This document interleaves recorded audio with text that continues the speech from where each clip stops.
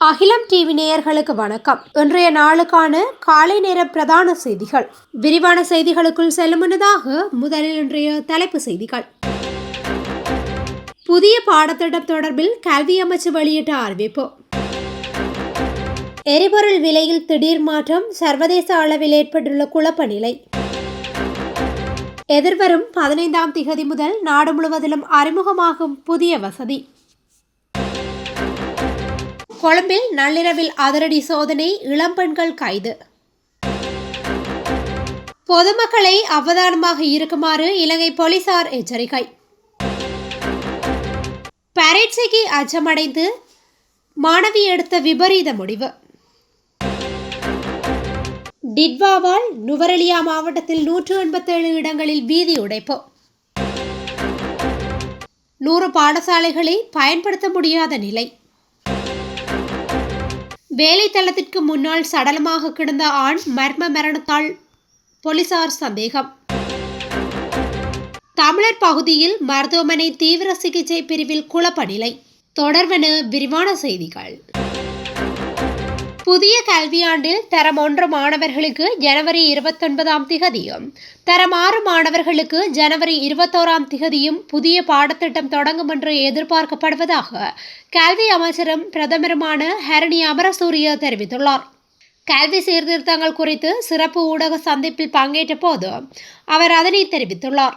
பாடத்திட்டம் அறிமுகப்படுத்துவது மட்டுமல்லாமல் இந்த புதிய முறைமையை மாணவர்களுக்கு அறிமுகப்படுத்தும் திட்டங்களுக்கு ஏற்பாடு செய்யப்பட்டுள்ளதாகவும் பிரதமர் கூறியுள்ளார். அத்துடன் பெற்றோர்கள் புதிய முறையை பற்றி அறிந்து கொள்ள திட்டங்கள் ஏற்பாடு செய்யப்பட்டுள்ளதாக அவர் குறிப்பிட்டுள்ளார். மேலும் கருத்துக்களை தெரிவித்த அவர், பாடங்களை தேர்ந்தெடுப்பதில் அவர்களுக்கு விளக்கம் அளிப்பது உட்பட அனைத்திலும் கவனம் செலுத்தப்பட்டுள்ளதாகவும் பிரதமர் ஹரணி தெரிவித்துள்ளார். இதேவேளை இந்த பாடத்திட்டத்தை செயல்படுத்தும் ஆசிரியர்களுக்கு பயிற்சி அளிக்கப்பட்டுள்ளதாகவும் இதுவரை 7181 பயிற்சியாளர் பயிற்சி திட்டங்கள் நடத்தப்பட்டுள்ளதாகவும் 1,32,580 ஆசிரியர்களுக்கு பயிற்சி வழங்கப்பட்டுள்ளதாகவும் அவர் வலியுறுத்தியுள்ளார். இதன்படி இந்த புதிய தொகுதிகளுடன் இந்த பாடங்களை கற்பிக்கும் ஆசிரியர்களில் 93 பேர் இப்போது பயிற்சி பெற்றுள்ளதாக அவர் சுட்டிக்காட்டியுள்ளார். வெனிசுலா மீதான அமெரிக்க தாக்குதல்களுக்கு பிறகு இடம்பெற்ற முதல் வர்த்தகங்களில் எண்ணெய் விலை சற்று சரிந்துள்ளதாக சர்வதேச ஊடகங்கள் தெரிவிக்கின்றன. நிக்கோலஸ் மதுரோவை கைது செய்த இந்த வார இறுதியில் அமெரிக்க இராணுவ நடவடிக்கையை எண்ணெய் வர்த்தகர்கள் பெரும்பாலும் புறக்கணித்து வருவதாக கூறப்படுகின்றது. இந்நிலையில் அமெரிக்க எரிபொருள் விலை சடுதியாக குறைந்துள்ளதாக கணிக்கப்பட்டுள்ளது. சுமார் 0.5% இந்த விலை குறைவு பதிவாகியுள்ளது. வார இறுதியில் இந்த நிலை ஏற்பட்டதால் சர்வதேச எண்ணெய் வர்த்தகர்களுக்கு அமெரிக்காவின் நகர்வால் ஏற்பட்ட இந்த மாற்றத்திற்கு எதிர்வினையாற்ற முடியாமல் இருந்ததாக சுட்டிக்காட்டியுள்ளனர். இதற்கிடையில் உலகளாவிய அளவுகோலான பிரெண்ட் கச்சா எண்ணெய் பீப்பாய்க்கு 22 சென்ட்ஸ், அதாவது 0.4% சரிந்து $60.53 பதிவாகியுள்ளது. இதன் காரணமாக கச்சா எண்ணெய் விநியோகம் கணிசமாக பாதிக்கும் என வர்த்தகர்கள் எதிர்பாராத நிலையில் இந்த மாற்றம் சர்வதேச ரீதியில் ஒரு சிக்கலை ஏற்படுத்தியுள்ளதாக தெரிவிக்கப்படுகின்றது. வாகன போக்குவரத்து விதிமீறல்களுக்காக விதிக்கப்படும் அபராதங்களை ஜனவரி 15ஆம் திகதி முதல் இலங்கையின் அனைத்து பகுதிகளிலும் இணைய வழியில் செலுத்த முடியும் என அறிவிக்கப்பட்டுள்ளது. ஆன்லைன் கவ்பே முறையின் மூலம் செலுத்த முடியும் என போக்குவரத்து கட்டுப்பாடு மற்றும் நெடுஞ்சாலை பாதுகாப்புக்கு பொறுப்பான பிரதி போலீஸ் மா அதிபர் WPJ சேனாதீர தெரிவித்துள்ளார். இதன் மூலம் வாகன விதிமீறல்களுக்காக அபராதம் விதிக்கப்படும் சாரதிகள் இனி அபராதம் செலுத்துவதற்காக அலுவலகங்களுக்கு சென்று நேரத்தை விரயமாக்க வேண்டிய அவசியம் இல்லை என தெரிவித்துள்ளார்.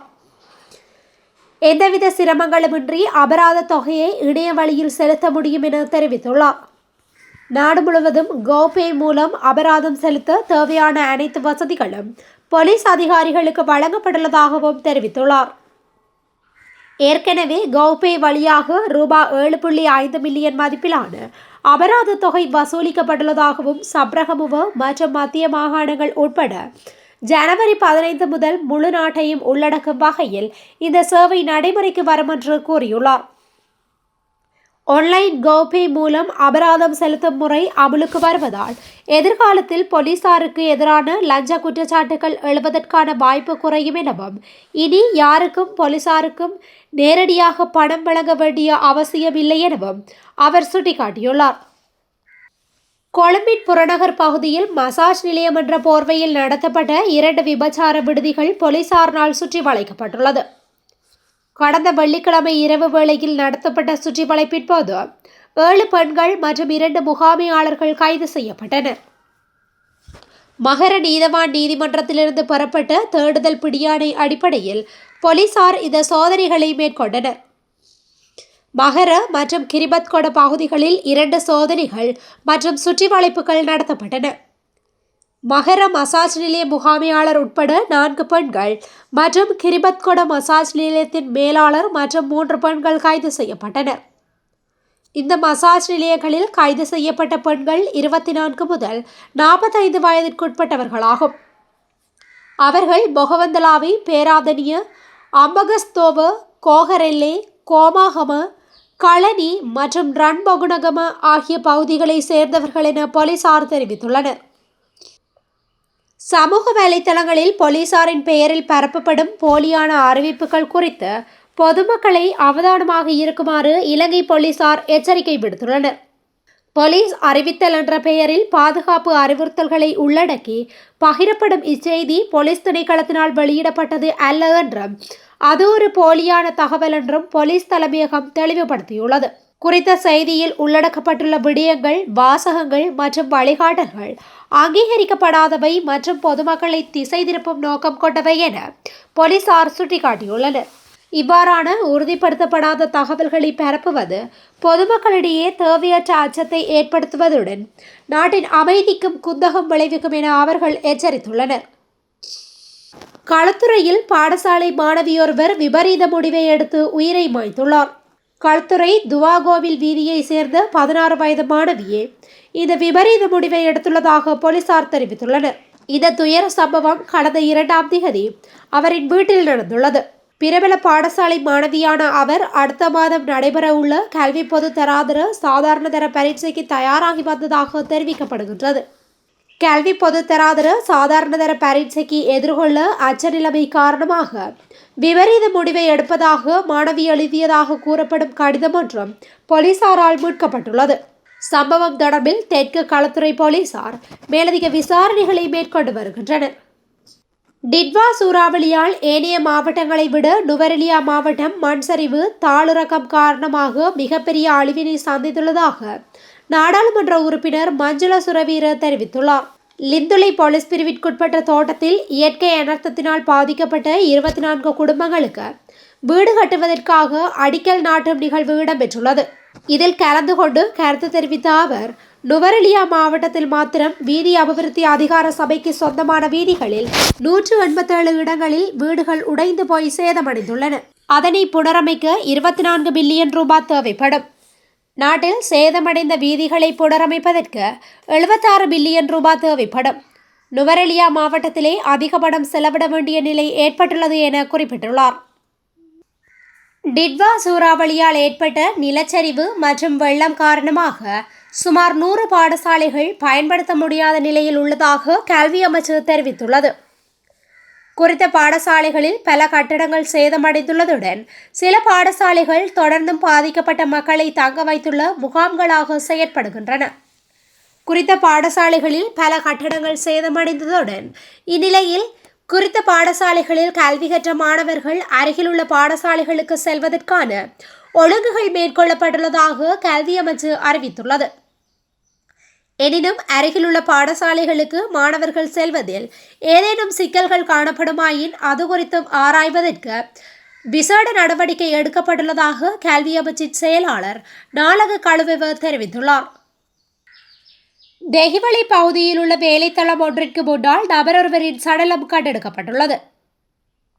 தாக்குதல் நடத்தப்பட்டதன் காரணமாக இந்த மரணம் சம்பவித்திருக்கலாம் என போலீசார் சந்தேகிக்கின்றனர்.